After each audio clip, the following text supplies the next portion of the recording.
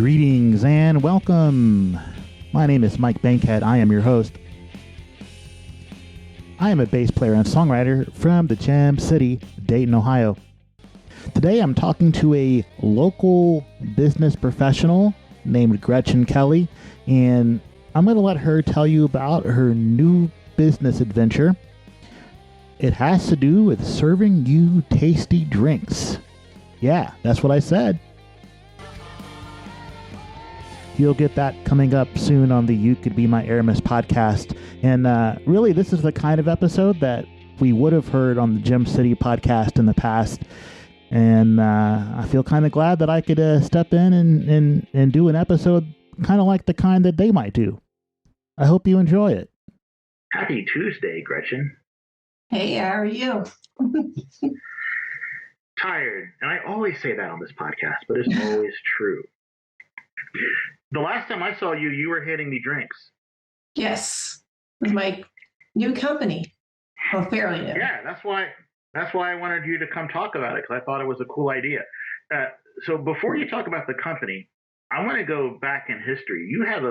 You're a pretty experienced bartender person. Can you talk about how much experience you have in the business? Yeah, I started about 18, 19 years, I guess almost 19 years ago, working at the Orchid Express as a waitress. And then after a couple of years, they let me get behind the bar and train as a bartender. And I did that there. And then there was a bar in Springboro I got hired at to bartend there for a while. And then when that shut down, I got a job in Cincinnati and Loveland, Ohio. The head cheerleading coach at Cincinnati Bengals opened up a bar, and I was her lead bartender there for about a year. So I kind of jumped around from bar to bar for a little bit. I also started doing event bartending for Kohler Catering. And so, doing weddings and special event, that type of thing as well, which kind of led me to where I'm at now. So. Yeah, I wanted to establish that you are an industry professional who knows what they are doing. Yes. Which is absolutely the case. So, your newish, should I say newest gig? The company is called Mercenary Bartenders, which is a pretty awesome idea. Can you talk about that? Yeah, a few years ago, around the time that the library was going to reopen for their party around 2017, Brian Petro, who is also known as Smart Guy with a Tie, he has his own bartending type service. He's on Living Dayton a lot, demonstrating drinks.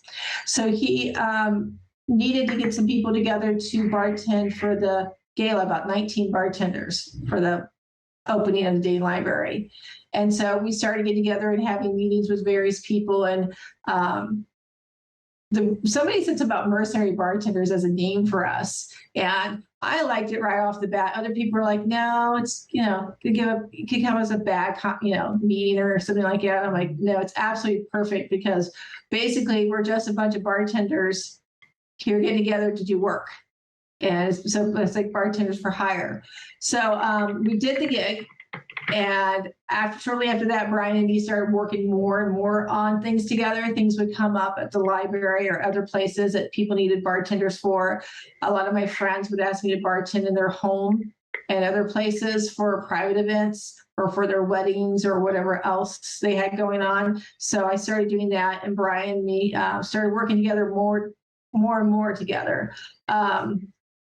For a while, I was working at University of Dayton's catering department and became their operations assistant manager, which I was in charge of various places around the arena and the president's house and various other places around UD. And I actually hired Ryan to be a bartender and supervisor. And he was in charge of the arena for a while with the different bars there. So we've had, an interesting working relationship back and forth, and now we're like kind of equal setting. There's been times where he's been my boss, and then I've been his boss. Now for this project, we're kind of like equal partners. So we were coming up with a thing where all these people wanted us to bartend their weddings or other events, but the venues insisted on they were saying it licensed, and we came to find out it's not licensed they meant, because there's no bartending license in the state of Ohio, which is a big, huge misunderstanding, it seems to be.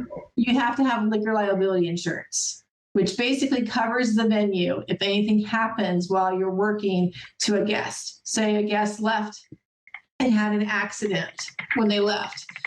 They are the ones, instead of suing the venue, they would sue us as bartenders. So we have to have liquor liability insurance that protects us in case something happens and somebody wants to come back and sue us for any reason. And it's expensive, so the venues didn't want to carry it. So a lot of venues don't want. So now we formed a company so we could get it at a better rate, because it wasn't cheap per event. It was over $100 per event, and that just starts eating into profits, that type of thing. So we formed a company, Mercenary Bartenders. I talked them into using the name because I still liked it. I still thought it was perfect. And so we've been doing that since together officially for about a year now. And we're the internal bartenders for the Dayton Public Library and the Dayton Arcade. We do all the internal bartending for the arcade. We did their adult prom. We do their market days. We've been doing After the Levitt on Thursdays recently. And coming up soon, we're going to be doing New Year's Eve. We'll be the bartenders for New Year's Eve. And then the Ruby Girl show in November at the arcade. So, and then we just recently was asked to help out with an event at the Air Force Base. And after getting some people together for an event later this month, it seems like we're going to be doing some work out there for them as well. It seems like the type of business that you guys should never be out of work. No, it seems right now. People just stop getting together and drinking, right? It seems there's a niche to be filled. Now, there are other companies out there that do the same thing that we do.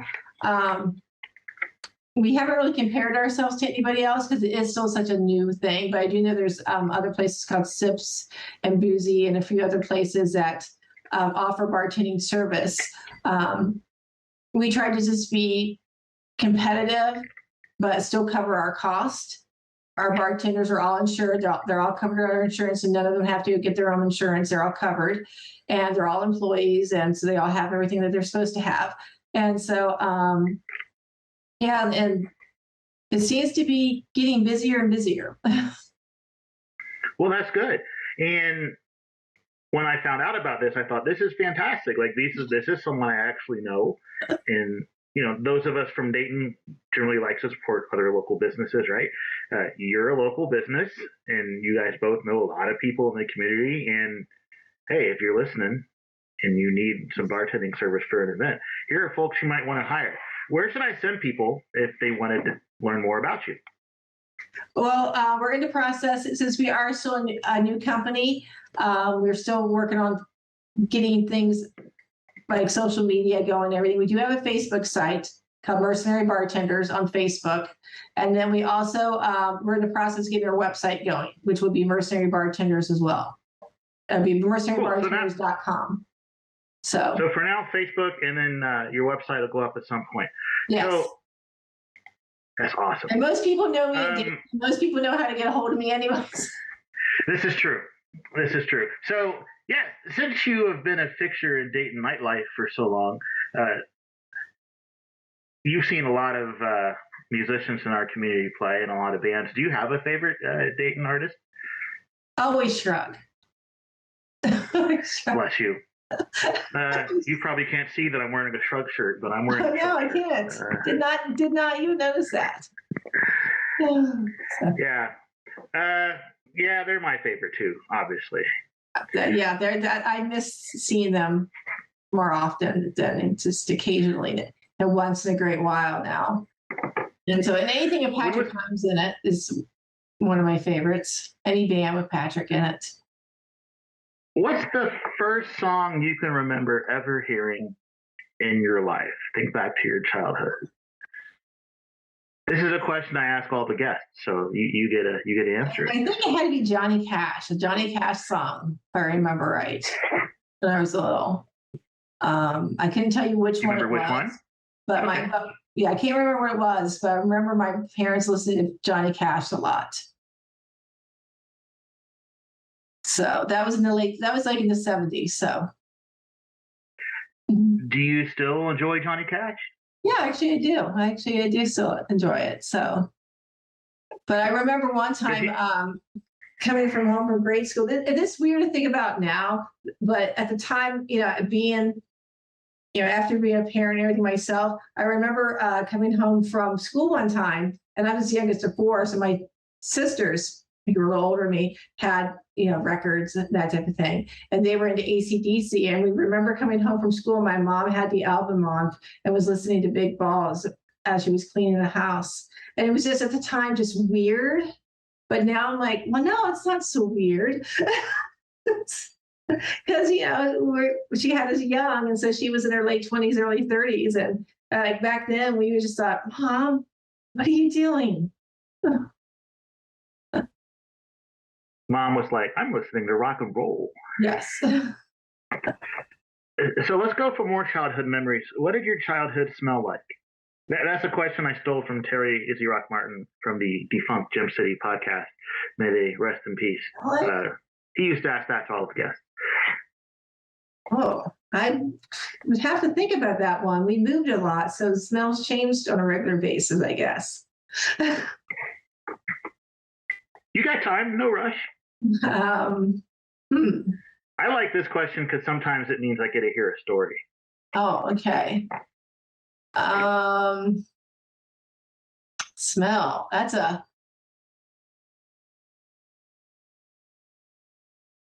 it's like weird because I can't even think of a smell for my childhood at all. So I was the youngest of four girls. I got beat up quite a bit. So that wasn't what smells was not what I was concentrating on. And so, I